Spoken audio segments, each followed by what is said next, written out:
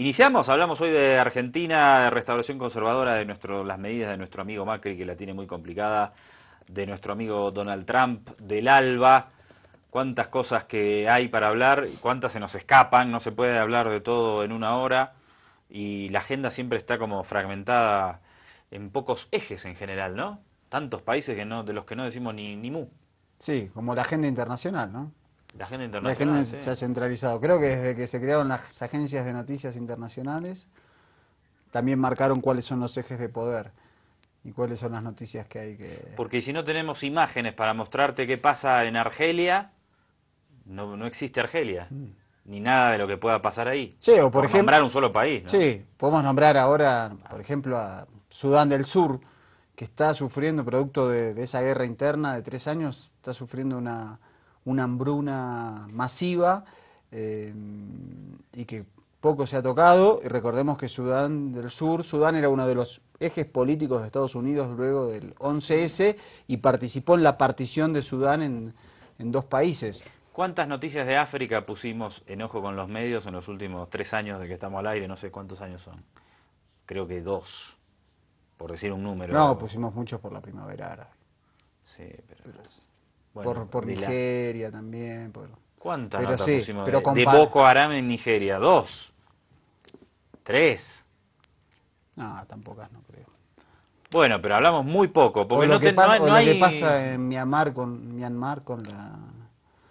la minoría rohingya, que están siendo también perseguidos por el gobierno. Es una minoría musulmana y bueno, está Bueno, lleno de tantos casos. conflictos que hay por ahí y noticias que no necesariamente tienen que ser conflictos y no sale ninguna. Sale siempre Estados Unidos, Siria, América Latina, alguna cosita de Europa que no falta. Hablamos mucho de España el año pasado, Claro, tuvo un año de crisis muy política en fuerte. la cual no podía conformar gobierno. Bueno, empecemos entonces. Mauricio Macri, ¿qué pasa con Macri? En principio tuvo que... Bueno, vamos a verlo y escucharlo en el Congreso y después te vamos comentando, dale. El presidente argentino Mauricio Macri dio el miércoles un discurso de apertura de las sesiones en el Congreso a 15 meses de su llegada al poder. Prometió decretos y leyes de ética pública y aprovechó para defender el rumbo económico de su gobierno. Basta mirar lo que hemos hecho en estos 15 meses, cómo hemos echado bases para construir un país serio. La Argentina ya está creciendo y en base a políticas sólidas, sostenibles en el tiempo, sin atajos y sin mentiras. Basta de que nos regalen el presente para robarnos el futuro, con la verdad. Macri se mostró optimista en contraposición a la percepción de gremios y sindicatos que amenazan con paros y una gran marcha sindical la próxima semana. Fuera del Congreso, grupos de maestros protestaban contra el mandatario. Y la verdad que hasta ahora todas las medidas que ha tomado el gobierno fueron en contra de los trabajadores y en beneficio de los grupos concentrados de poder, e inclusive algunas cuestiones como por ejemplo perdonarse una deuda millonaria consigo mismo. El presidente argentino es investigado por casos de presunta corrupción o conflictos de intereses con su empresa familiar. Sigamos con la información, doctor. No quiero que nos gastemos editorializando sobre Macri, pero No solo recordemos que cada año el presidente tiene que ir a dar su informe de gobierno al Parlamento argentino. ¿cómo sigue, Por eso estaba ahí. cómo sigue esta historia? O Y, nuestra historia hoy de Ojo con los Medios. y ahora vamos a escuchar a Macri hablando de el dirigente sindical del Departamento de Buenos Aires, el más grande de la Argentina, y líder de gremios docentes, porque los gremios exigen un aumento salarial y ¿Va a haber paro general o no? si no hay acuerdos, el miércoles de la semana que viene hay paro general de docentes. A ver, adelante Mauricio. Necesitamos docentes formados, motivados y reconocidos. Enseñen donde enseñen.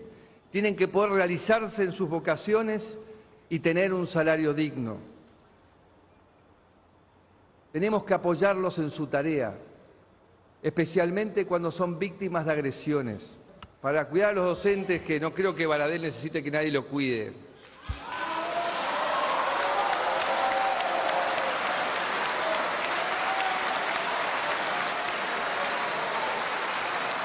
les pido, para cuidar a los docentes, les pido que sancionen una ley que agrave las penas a aquellos que los hagan.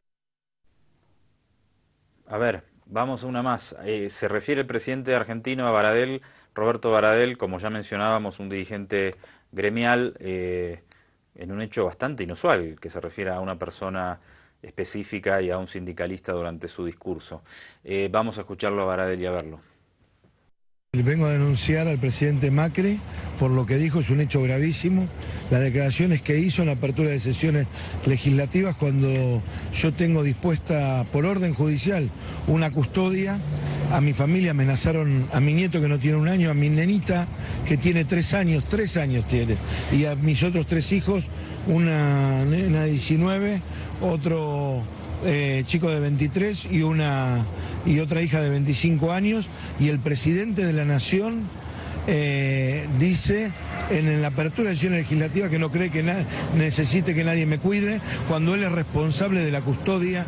Concretamente la justicia ordena, él tiene que disponer la custodia, y ahora sé porque la custodia, yo lo había denunciado hace 2 semanas, la custodia va y viene, o sea, tendrían que estar las 24 horas en la puerta de mi casa cuidando a mi familia, y vemos que la custodia no están cumpliendo, y ahora con las palabras del presidente Macri, que son mucho más graves, porque además lo que está haciendo es una suerte de amenaza velada y de declarar zona liberada. Entonces con Baradel directamente se lo puede atacar, inclusive no cuidarlo en el marco de la seguridad de una denuncia por amenaza de muerte.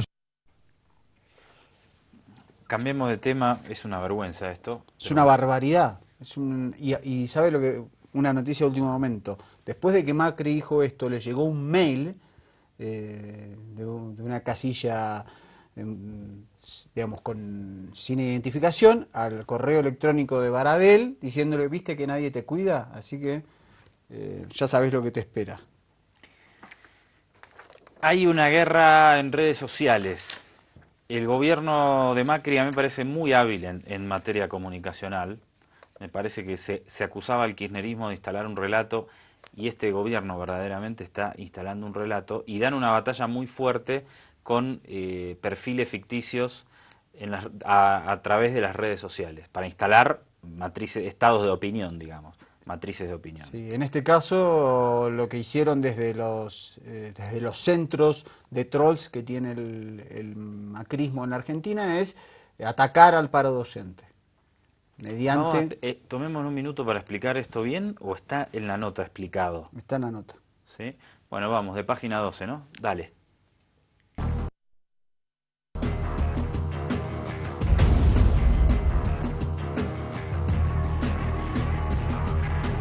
A partir de ese tweet se empezaron a aparecer una cantidad de tweets de muchos voluntarios. El tema del hashtag, bueno, el gobierno está bastante acostumbrado a hacer esas cuestiones con fondos públicos. Trolls contratados, Timo, debemos estar pagando todos los argentinos. Este gobierno está absolutamente especializado en eso. Malditos maestros, endilgarnos a nuestros niños. Pero papá, ellos tratan de cambiar las cosas para que puedan ser más felices y productivos. Quien se metió en esta discusión también fue Cristina Fernández de Kirchner.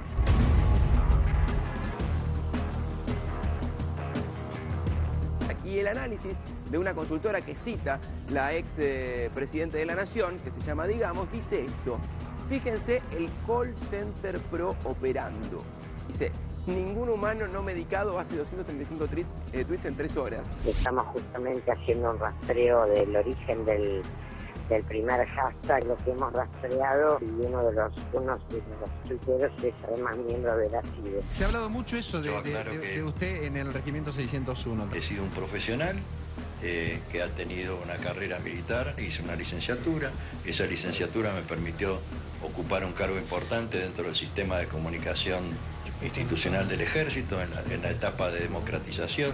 Esta misma campaña la hicieron cuando los científicos del CONICET peleaban por salario digno, y se demostró claramente que eran trolls contratados. Cuando preguntamos a la gente, usted para votar, toma en cuenta la publicidad, toma en cuenta lo que dicen los medios de comunicación o lo que dicen sus amigos. Los amigos 76%. En tiempo contemporáneo hay amigos que vos tenés que nunca les has visto. Amigos que no has visto. A ver, creo que para los que ya suman años como nosotros y algunos más, los trolls son perfiles falsos que aparecen, por ejemplo, nosotros convocamos como sindicato a una movilización y el gobierno te manda 250 perfiles falsos de personas para decir que el paro es una porquería, que no queremos trabajar, etcétera, etcétera, y así instalan y promueven estados de opinión. Eso pasa también acá en Bolivia. Nosotros tenemos alguno que nos hackea, no nos hackea, un perfil falso del programa para decir cosas que nosotros no decimos y nos genera problemas. Sí, ha clonado la cuenta. Claro, alguien que clonó la cuenta. Bueno, es algo parecido. Lo cierto es que las batallas políticas de hoy y los estados de opinión se van generando en gran parte a través de las redes sociales. Sí, y lo que ha generado esto en la Argentina es que se instaló que hay 60.000 voluntarios que están dispuestos a dar clases gratis para reemplazar a los maestros que hagan el paro general. Esto además de ser una aberración, sí, yo ahora agarro un cuchillo, un paracetamol y digo voy a reemplazar a los médicos que hacen huelga.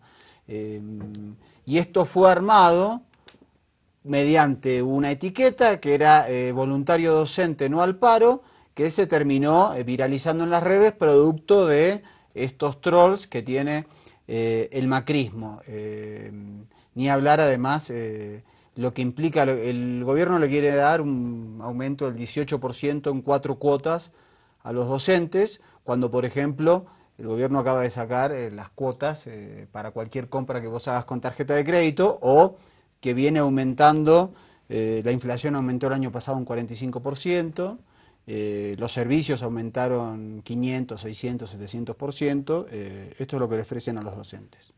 Esta es parte de la restauración conservadora, lo que ocurre cuando viene la derecha. En Argentina, en Brasil están pasando cosas muy similares. Nos falta información en general sobre Brasil por el tema del idioma, siempre estamos algo más desconectados. Pero esta es el espíritu de la restauración conservadora, que está representado también en algunos escándalos que involucran al presidente Macri. Uno de ellos es que le abrió las puertas a la empresa colombiana Avianca, empresa de aviación, para que compita en temas de vuelos de cabotaje con aerolíneas argentinas. Lo que está detrás de esto aparentemente es una intención de privatizar la aerolínea de bandera, y además hay un escándalo porque el padre de Macri tiene intereses con empresarios que están metidos en Avianca. Vamos a ver un reporte de esto del canal C5N. Y recordamos entonces que el fiscal federal Jorge Dilelo imputó al presidente de la Nación, Mauricio Macri, y a varios de sus funcionarios, a miembros de la línea aérea Avianca y a empresarios del sector aeronáutico por las presuntas irregularidades vinculadas con la explotación del espacio aéreo en perjuicio de aerolíneas argentinas.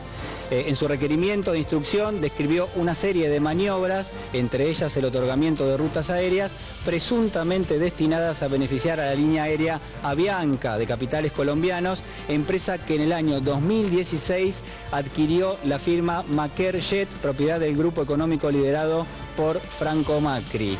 Además del presidente, Dilelo impulsó la acción penal contra el titular del grupo Sideco, Franco Macri, el secretario general de la Presidencia de la Nación, Fernando de Andrés, y responsables de la línea aérea Avianca por la posible comisión de delitos de asociación ilícita, negociaciones incompatibles, defraudación contra la administración pública y tráfico de influencias. El expediente se inició por una denuncia de los diputados nacionales Rodolfo Tailade y Juan Cabandier, y en su presentación los legisladores señalaron como eje principal del cuestionamiento la reciente venta de la empresa Maquer-Jet, liderado por Franco Macri, a la firma colombiana Avianca, y las posibles contrataciones del Estado Nacional con dicha. Y el tema también, porque ese es un canal crítico al oficialismo, o opositor si querés decirlo, ligado a los sectores kirchneristas. Pero yo le comentamos con Mariano, hasta ahora me imagino que va a aparecer, pero lo vi en un titular ayer de Página 12, que también es un medio cercano al kirchnerismo, pero no lo veía en los medios que obviamente apoyan la gestión de Mauricio Macri. Entonces, bueno, vemos cómo cuando gobierna la derecha afina los intereses de los grandes medios, entonces está todo bien y la corrupción no existe, ¿no? Cuando son casos flagrantes. Bien, informe de América Noticias, el último sobre la restauración conservadora, lo que significa desde Argentina, para que estemos atentos acá y no nos comamos el cuento que nos quieren meter últimamente también, de onda. Mirémoslo. Al igual que todos los gobiernos progresistas de la región, los de Néstor y Cristina recibieron durante su mandato furibundos ataques de la derecha. Desde diarios opositores como Clarín y La Nación, brazos mediáticos de la derecha política, los acusaban de falta de republicanismo, de baja calidad institucional y de autoritarismo. Porque la señora presidenta no quiere que nadie le toque una decisión. Y este es el fin del Estado de Derecho. La realidad es que desde que Mauricio Macri es presidente de la Argentina, tenemos un problema con la calidad institucional. El primer ataque de Macri contra la calidad institucional ocurrió apenas asumido su mandato en enero de 2016. El flamante presidente intentó nombrar por decreto 2 nuevos jueces de la Corte Suprema, uno de ellos vinculado al Grupo Clarín. La reacción general lo obligó a esperar 2 meses y someter la propuesta a la votación del Senado, como manda la Constitución. A los pocos meses, la calidad institucional volvió a ser vulnerada cuando Macri, junto al ministro de Energía y ex CEO de Shell, Juan José Aranguren, intentó aplicar un violento tarifazo en los servicios públicos de luz, gas y agua, sin cumplir con la ley que obliga a llamar a audiencias públicas para evaluar los aumentos. En el año y 2 meses que ya lleva como presidente, Macri utilizó la figura del decreto 1.661 veces. La falta de calidad institucional en este caso sí se combina con hechos de corrupción. El presidente Mauricio Macri ya está imputado en distintas causas, como la que tiene que ver con su participación en empresas en paraísos fiscales que se descubrieron gracias a los Panama Papers, o el beneficio a amigos y parientes en millonarias licitaciones de obra pública. El caso del Correo y los Panama Papers lo llevaron a ser tapa de los principales diarios del mundo. Alrededor del tema Correo se hablaron y se dijeron muchas cosas en los últimos días. Pero también tengo que reconocer que faltó algo de mi parte. No pensamos un mecanismo para controversias judiciales como esta que existe entre el Correo y el Estado, donde el concesionario del Correo era mi padre. Por eso yo lo he instruido al doctor Aguad a que volvamos a foja cero. Acá no sucedió nada todavía. A pesar del intento de presión por volver atrás, lo que el presidente llamó volver a foja cero, tanto Mauricio Macri como su ministro de Comunicaciones están imputados en una investigación por perjuicio al Estado. Cuando estos CEOs, estos empleados de grandes corporaciones llegan al poder, el mandato que ellos tienen es tener la mayor renta en el menor tiempo tienen que cumplir ese mandato, están entrenados para eso, y si no lo hacen o lo hacen mal, lo reemplazan por otro, porque tienen 10 candidatos abajo que están viendo si los pueden reemplazar. Primera cuestión, la derecha en América Latina, por lo menos si hubiera tiempo podríamos hablar de Europa, Estados Unidos, no tiene el menor apego por la tradición democrática. Tenemos códigos morales diferentes. Acá no podés discutir porque el mandato preciso que tienen es ese, hacer renta. Y entonces están acostumbrados a hacer caer obstáculos éticos, legales. A favor de una inmensa artillería de pensamiento, como decía Chávez, porque tienen los grandes medios, tienen las grandes universidades, tienen el apoyo internacional, tienen las grandes fundaciones. Nosotros no tenemos nada ante ellos. Tenemos la voluntad de cambiar y el respaldo de nuestra gente, que es mucho. Los hechos en la Argentina están demostrando que cuando la derecha llega al poder, se olvida del republicanismo, de la transparencia y de la supuesta honestidad. Bueno, me parece que es la gran batalla geopolítica y que pasa por percepciones. Cómo la derecha vuelve al poder mostrándose como algo nuevo, el cambio, y en realidad representan todas las políticas del pasado. Lo vimos el viernes en los especiales de Ojo con los Medios, también con el documental que involucra claramente al candidato Guillermo Lasso con el feriado bancario, con las políticas de ajuste de los 90 y la estafa al pueblo ecuatoriano. La fuga de capitales, ¿no? La estafa en los ahorros de los ciudadanos ecuatorianos y la fuga de capitales hacia el extranjero, provocando pérdidas millonarias para el país. Esto es significativo, Mariano, porque podría establecerse una nueva clase política que se oponga a los procesos de cambio, pero que verdaderamente represente una nueva opción, digamos.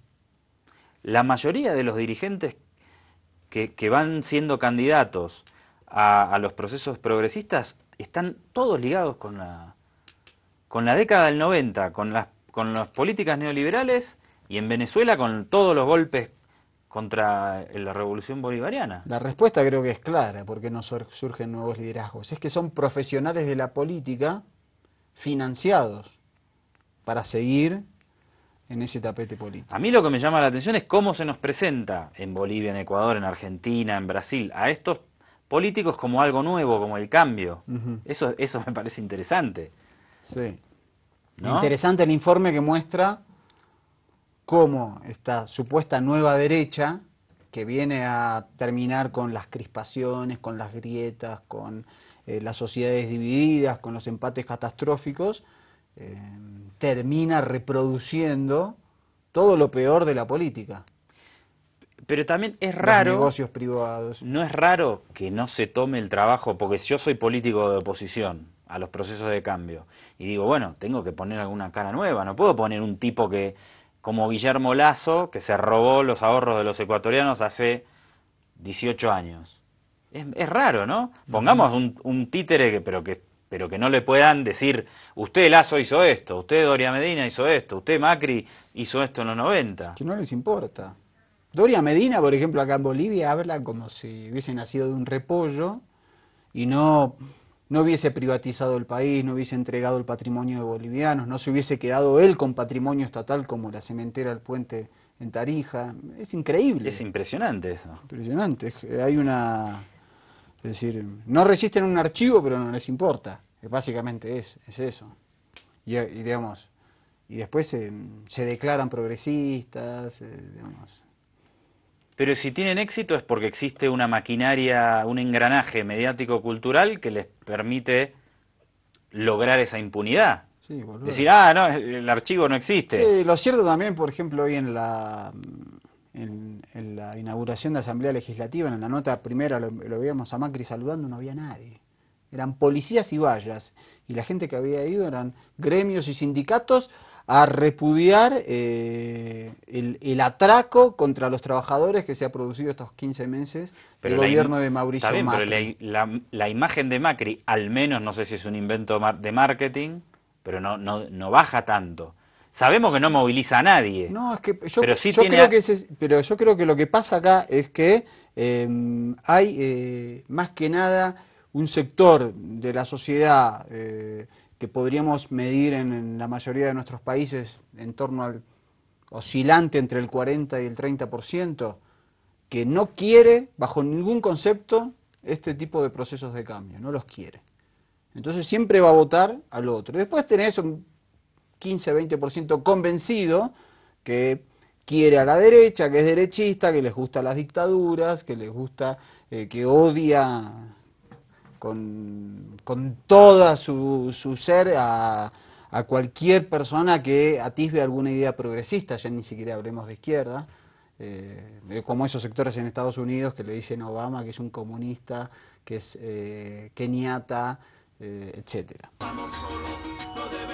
Bueno, acá seguimos y continuábamos charlando en el corte sobre este tema de la batalla de las percepciones, de la restauración conservadora, del ánimo de la sociedad contra los líderes progresistas, de cómo se impulsa esto y lo difícil que es revertirlo. Un momento muy interesante para el análisis político el que está atravesando nuestra región, Bolivia incluida, obviamente. Pero bueno, cambiamos de eje a una parte del mundo donde podríamos calificar también como interesante lo que sucede, pero ultra preocupante. Muy preocupante. Otro empresario como Mauricio Macri en el poder y con ideas alocadas, ¿no? Se anunció este lunes que Estados Unidos va a gastar $54.000 millones más en su presupuesto militar, van a ser más de 650.000 millones de dólares. Es un delirio. El mayor aumento desde las Torres Gemelas. Exactamente. Dice. Pero además que es una cantidad de plata espeluznante para promover la guerra. Después el armamentista era Chávez, que le compró 2.000 fusiles a Rusia. Claro. O Evo, sí, o un envío de chatarra de Corea del Norte que agarraron en Panamá, iba para Cuba y decían que Cuba se estaba armando. Dios mío, el tema... El PBI de cientos de países juntos. Y hay un problema ahí, hay muchos problemas, pero en el discurso de Donald Trump... A ver, vamos a ver la nota de Hispan TV y después lo charlamos.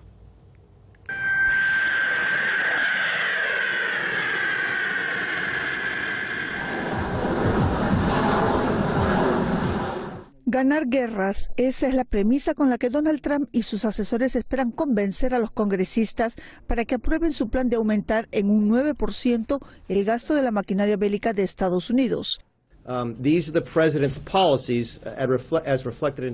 Estas son las políticas del presidente como se refleja en el gasto discrecional de línea superior. Es un verdadero presupuesto América Primero. Da prioridad a la reconstrucción de las Fuerzas Armadas, incluyendo restaurar nuestra capacidad nuclear, proteger a la nación y asegurar la frontera, hacer cumplir las leyes y cuidar de los veteranos. El primer plan presupuesto de Trump aumentaría en 54.000 millones de dólares el presupuesto de defensa para alcanzar un máximo de 603.000 millones de dólares. Este aumento sería a costa de otros gastos, principalmente ayuda exterior. La línea superior de no defensa será de 462.000 millones de dólares, eso es con un ahorro de 54.000 millones. Las reducciones en el gasto no defensivo siguen el mismo modelo. El presidente mantiene sus promesas y hace exactamente lo que dijo que iba a hacer.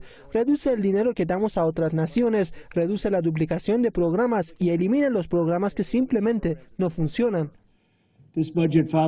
Este presupuesto es la expresión de mi promesa de mantener seguro a Estados Unidos, mantener lejos a los terroristas, a los criminales y poner entre rejas a los delincuentes violentos o expulsarlos de nuestro país.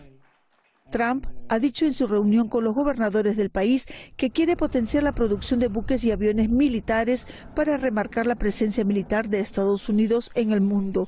Su plan económico militar pasará a manos del Congreso, donde aún estando ambas cámaras controladas por republicanos, no tiene por qué apoyar el plan y su ratificación podría llevar meses de negociaciones. Silvia Calderón con información de Ali Chizacian, Hispan TV Noticias. Bueno, dijo Trump también que Estados Unidos se acostumbró últimamente a perder guerras y que antes siempre las ganaba. ¿Qué guerras quiere ganar? ¿Qué guerra va a haber ahora? ¿Qué guerra tenemos que esperar? ¿Quién va a ser? Es como que... Porque el discurso es muy importante en la política. Pareciera que ya se tomó la decisión de que vamos a ir a una guerra, ¿no? Ahora hay que ver qué excusa encuentran para atacar a alguien. A Siria, a Irán, a Corea del Norte, no sé, no sabemos. Porque en el mandato de Obama, lo que llegó a la conclusión después de lo que ocurrió con Irak y Afganistán, que terminó siendo un pantano para Estados Unidos, el Pentágono determinó que Estados Unidos no podía tener más de 3 guerras en simultáneo. Entonces, como lo que vemos que pasa es que en Siria... bombardea algunas posiciones, colabora con Arabia Saudita en Yemen y no tiene. Parece que ahora con este aumento, Estados Unidos pretende librar alguna nueva guerra en algún lugar del mundo. Pero hay un tema también que es republicanos y demócratas ahí, ¿no? Histórico de que vienen los republicanos y dicen, los demócratas son muy débiles y nosotros tenemos que demostrar que somos más duros y que Estados Unidos es la principal potencia, entonces tenemos que atacar a alguien. Pasó mucho con Jimmy Carter, que tenía una postura en defensa de los derechos humanos, agresiva, que tuvo el tema de la crisis de los rehenes en Irán. Entonces los republicanos decían, Jimmy Carter es muy blando, no puede resolver el tema de los rehenes en Irán y nosotros tenemos que venir para volver a mostrar que somos duros y la principal potencia. Entonces viene Ronald Reagan y atacó a medio mundo. Sí, después vienen los demócratas y diciendo... Pero ahora después de Reagan y Bush dijeron, nosotros no nos pueden acusar más de débiles.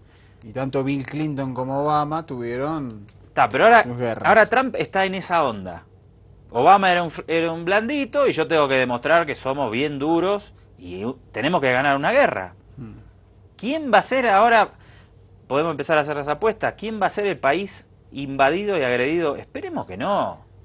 No es fácil, Yo diría, esperemos a ver si tenemos alguna filtración del New York Times, del Washington Post o de algún otro, o de Wikileaks, sobre si esto es un acuerdo de Trump con el Pentágono, porque el Pentágono tiene alguna idea de...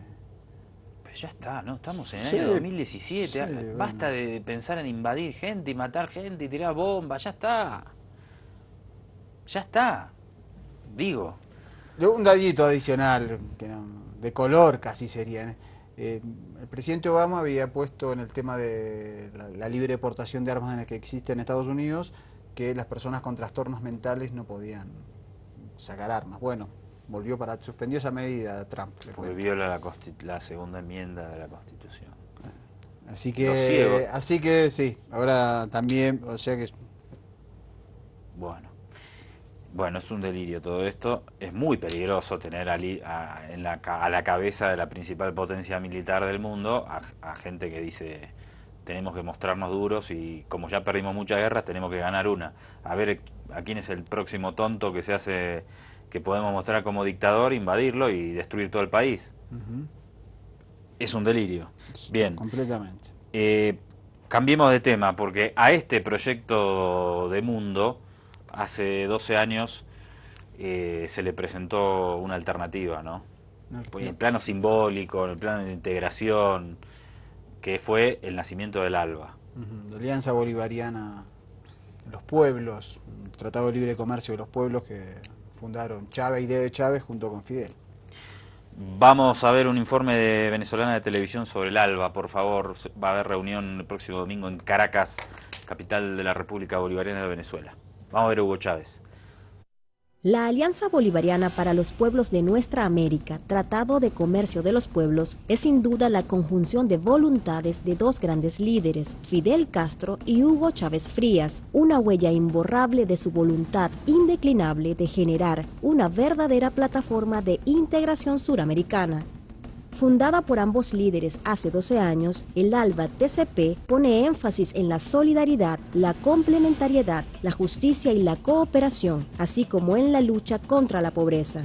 Aquella idea original de Cuba y Venezuela germinó además como una alternativa de la izquierda ante el proyecto norteamericano de Tratado de Libre Comercio de las Américas.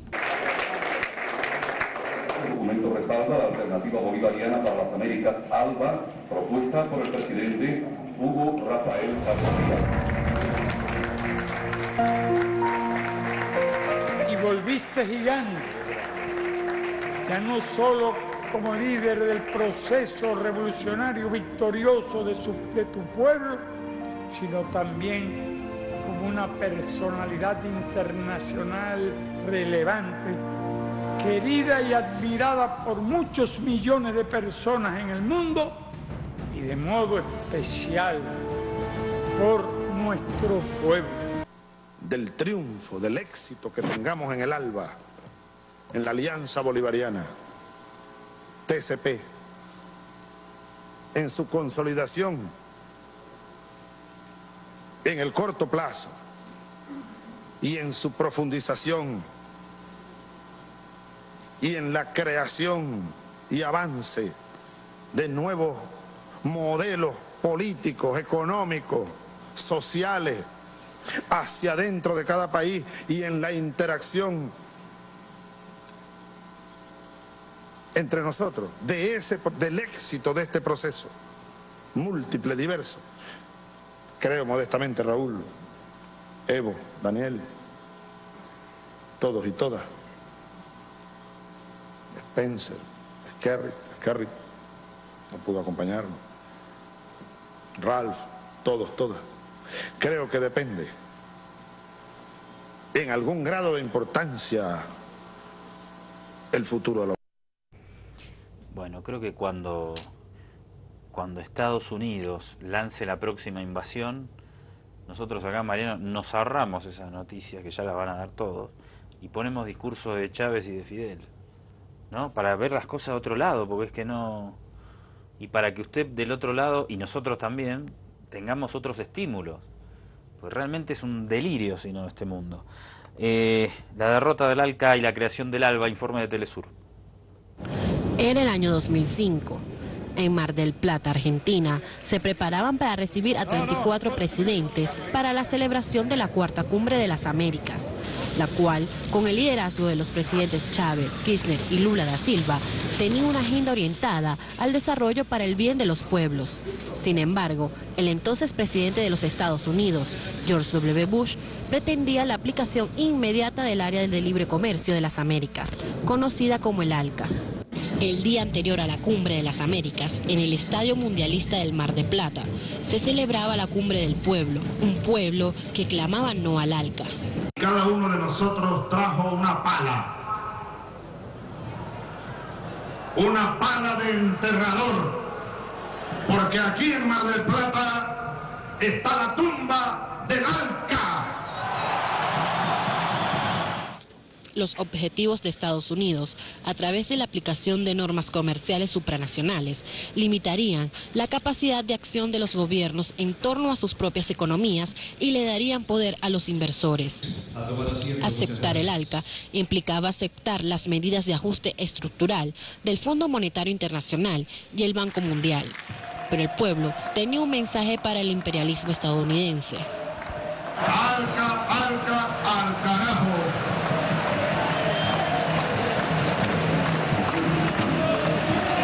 En la cumbre, Canadá y Estados Unidos insistían en el inicio del ALCA, justificando una mayoría que era ficticia. El presidente argentino, Néstor Kirchner, no dudó en defender la postura del pueblo latinoamericano ante el ALCA. Y voy a utilizar un término muy argentino, patotear por una simple mayoría ideas que tienen que ver tanto con la vida de nuestros pueblos. Es una cuestión absurda, casi anticultural, y muy poco ayuda a la convivencia de todos los pueblos y la convivencia democrática de todos. Es entonces así como en Mar del Plata se entierra el ALCA y se abre camino para la Alianza Bolivariana para los Pueblos de Nuestra América, el ALBA, creada en 2004, una nueva forma de intercambio regional que tiene como base la integración integral, económica, social, política y cultural de los pueblos de América Latina y el Caribe. El ALBA ha logrado mejorar la calidad de vida de sus habitantes en cuanto a atención médica, acceso a la educación, a servicios básicos como el agua potable, vialidad, transporte, telecomunicaciones, acceso a una vivienda digna y a una alimentación de calidad. Bueno, ya en este momento, en este año y pico de restauración conservadora, donde recupera tanta fuerza a la derecha a nivel regional, parece como que todo esto queda muy lejos, ¿no? Pero me parece que por eso es más necesario que nunca tenerlo presente, porque entre las noticias que vemos, que nos traen los líderes conservadores, es más necesario que nunca tener el ALBA allí presente y recuperar los anhelos de un mundo diferente, de un mundo más justo, de una concepción de la humanidad diferente que no discrimina al inmigrante. Estamos en un nivel de violencia simbólica contra los inmigrantes en todo el hemisferio y en Europa altísima. Sí, y esa cumbre histórica en Mar del Plata, donde Estados Unidos, mediante consensos a espaldas de algunos países antes de iniciarse, ya tenía como garantizado, tenía preparado el documento de que se instalaba el ALCA. Y 5 presidentes se atrevieron a oponerse a eso junto a un pueblo movilizado en esos días en Mar del Plata, la importancia de la integración. Por eso esto es parte del nacimiento del ALBA, sin dudas. Bueno, y en eso estamos en una especie de guerrilla comunicacional, ¿no? Presentándote estímulos que vengan desde otro lado para mantener una idea progresista de nuestras sociedades. Y el guerrillero principal Mariano, de soñar en un mundo distinto y de bregar por una humanidad diferente, evidentemente durante tantas décadas fue a nivel geopolítico, en soledad, como líder global y hemisférico, Fidel Castro. Por eso nos vamos con él. Nos vamos con él. El 25, este sábado, se cumplieron 3 meses de su partida y por eso queríamos, en Ojo con los Medios, homenajearlo. Justamente, digamos, el líder máximo, la figura, hablando de otra de las figuras heroicas de los revolucionarios en América Latina, Fidel hablando del Che. Otro mundo siempre va a tener que ser posible, no nos podemos quedar con esto que nos propone Donald Trump, de a ver a quién atacamos primero, o aquí quién va a ser el próximo país invadido. Invadan como hizo Fidel, con batas blancas, con médicos, ¿no? Exactamente. Un abrazo grande, hasta mañana. Para Sudamérica. Esa era una vieja idea, porque cuando él se sumó a nosotros en México, él no es que pusiera una condición, él planteó una sola cuestión. Dice, yo lo único que quiero es que si después que triunfe la revolución, yo quiera irme a luchar a Argentina, a su país, que no se me limite esa posibilidad. Que razones de Estado no impidan eso. Y yo se lo prometí. Eso estaba muy distante, ¿no? Nadie sabía, primero si ganábamos la guerra y quiénes iban a estar vivos cuando... Y él seguramente tenía pocas posibilidades de estar vivo por su impetuosidad, pero él planteó eso. Alguna que otra vez lo recordó en la sierra y después recordó aquella idea y aquella promesa. No tuvo bastante previsor en eso. Claro, después que tiene toda la experiencia de la Sierra Maestra, el entusiasmo de él por la idea de hacer la revolución en Sudamérica, en su propio país, se multiplicó. Él que conoció la excepcional experiencia nuestra, a partir de las difíciles condiciones en que nosotros reconstruimos nuestro ejército y llevamos a cabo la lucha, él se le desarrolló una gran fe en las posibilidades del movimiento revolucionario en Sudamérica. Digo Sudamérica, estoy pensando más bien en la parte sur de Sudamérica. Ese compromiso existió, yo siempre le digo, no te preocupes, que ese compromiso se cumple.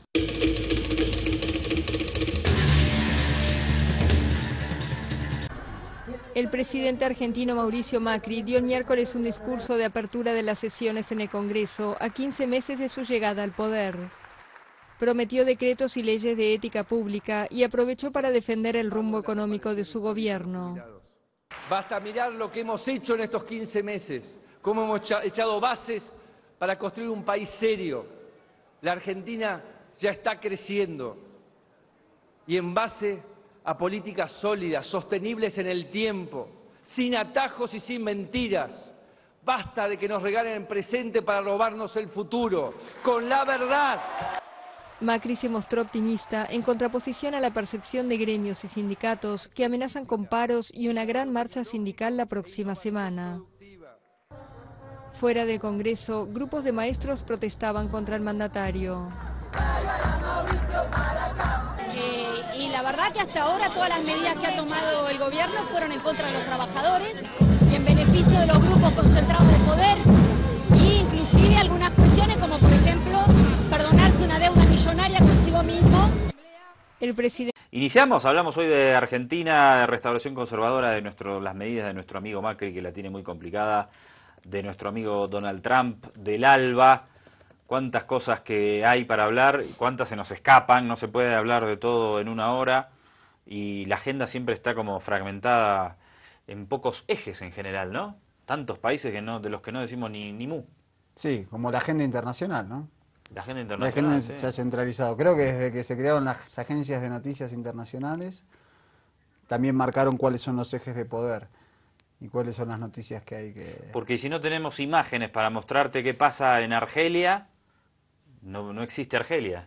ni nada de lo que pueda pasar ahí. Sí, o por ejemplo, nombrar un solo país, ¿no? Sí, podemos nombrar ahora, por ejemplo, a Sudán del Sur, que está sufriendo, producto de esa guerra interna de 3 años, está sufriendo una hambruna masiva y que poco se ha tocado. Y recordemos que Sudán del Sur, Sudán era uno de los ejes políticos de Estados Unidos luego del 11S y participó en la partición de Sudán en 2 países. ¿Cuántas noticias de África pusimos en Ojo con los Medios en los últimos 3 años de que estamos al aire? No sé cuántos años son. Creo que 2, por decir un número. No, pusimos muchos por la primavera árabe. Sí, pero... Bueno, por Nigeria también. ¿Cuántas pero notas sí, pusimos pero de Boko Haram en Nigeria? 2. 3. No, tampoco no creo. Bueno, pero hablamos muy poco, porque lo que hay... pasa en Myanmar con la minoría rohingya, que están siendo también perseguidos por el gobierno. Es una minoría musulmana y bueno, está lleno de casos. Conflictos que hay por ahí y noticias que no necesariamente tienen que ser conflictos y no sale ninguna. Sale siempre Estados Unidos, Siria, América Latina, alguna cosita de Europa que no falta. Hablamos mucho de España el año pasado. Claro, tuvo un año de crisis política en la cual no podía conformar gobierno. Bueno, empecemos entonces. Mauricio Macri, ¿qué pasa con Macri? En principio tuvo que... Bueno, vamos a verlo, escucharlo en el Congreso y después te vamos comentando, dale. El presidente argentino es investigado por casos de presunta corrupción o conflictos de intereses con su empresa familiar. Sigamos con la información, doctor. No quiero que nos gastemos editorializando sobre Macri. Pero solo recordemos que cada año el presidente tiene que ir a dar su informe de gobierno al Parlamento argentino. Por eso estaba ahí. ¿Cómo sigue esta historia? Nuestra historia hoy de Ojo con los Medios.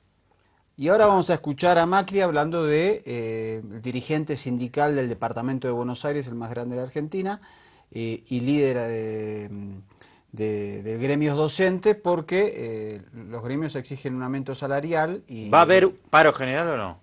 Si no hay acuerdos, el miércoles de la semana que viene hay paro general de docentes. A ver, adelante Mauricio. Necesitamos docentes formados, motivados y reconocidos. Enseñen donde enseñen.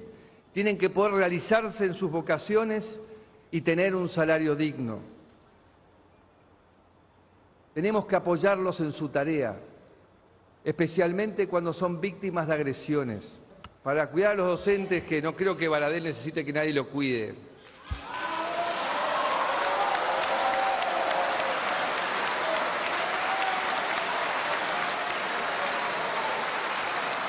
Les pido, para cuidar a los docentes, les pido que sancionen una ley que agrave las penas a aquellos que los agreden. A ver, vamos a una más. Se refiere el presidente argentino a Baradel, Roberto Baradel, como ya mencionábamos, un dirigente gremial, en un hecho bastante inusual, que se refiere a una persona específica y a un sindicalista durante su discurso. Vamos a escucharlo a Baradel y a verlo. Vengo a denunciar al presidente Macri por lo que dijo, es un hecho gravísimo, las declaraciones que hizo en la apertura de sesiones legislativas cuando yo tengo dispuesta por orden judicial una custodia. A mi familia amenazaron a mi nieto que no tiene 1 año, a mi nenita que tiene 3 años tiene, y a mis otros 3 hijos, una nena de 19, otro chico de 23 y otra hija de 25 años.